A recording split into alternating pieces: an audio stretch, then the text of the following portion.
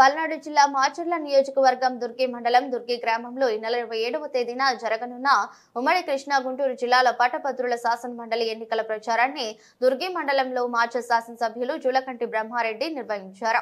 ఈ సందర్భంగా దుర్గి మండల కేంద్రంలో ప్రభుత్వ పాఠశాలలు కార్యాలయాలలో పనిచేస్తున్న పట్టభద్రులను ఆయన కలిసి ప్రభుత్వం చేపట్టిన అభివృద్ధి కార్యక్రమాల గురించి వివరించారు. మండల కేంద్రంలోని గ్రాడ్యుయేట్ హోటళ్లను కలిసి ప్రభుత్వం రాబోయే రోజులు చేపట్టబోయే అభివృద్ధి సంక్షేమ కార్యక్రమాల గురించి వివరించారు.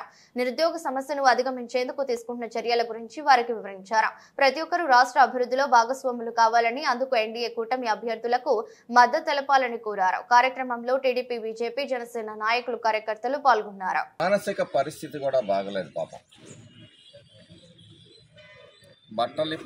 బట్టలిప్పుతామని ఈ సభ్య సమాజంలో మాట్లాడుతున్నారు. బట్టలిప్పే చూపించారు మీ మంత్రులు, మీ పార్లమెంట్ సభ్యుడు, మీ సంబరాల రాంబాబు, ఇంకా ఆయన ఎవరో ఉన్నారు, గంట అరగంట ఆయన. మరి ఇవన్నీ కూడా మీ అరాచకాలు, సిగ్గుమాల చేష్టలు అన్నిటినీ చూసి ఈ రాష్ట్ర ప్రజలు మిమ్మల్ని బట్టలిప్పి తరివిన తర్వాత కూడా ఇంకా మీకు సిగ్గు రాలే.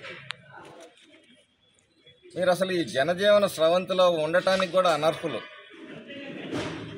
సభ్య సమాజంలో ఉన్నారా? ఎక్కడ ఏదైతే ఒక పొరపాటు జరిగో, ఒక ప్రాణ నష్టం జరిగితే గద్దల్లాగా వాలిపోతుంది జగన్మోహన్ రెడ్డి అనుకో. ప్రెస్ మీట్లో ధర్నాలు పెడతారు.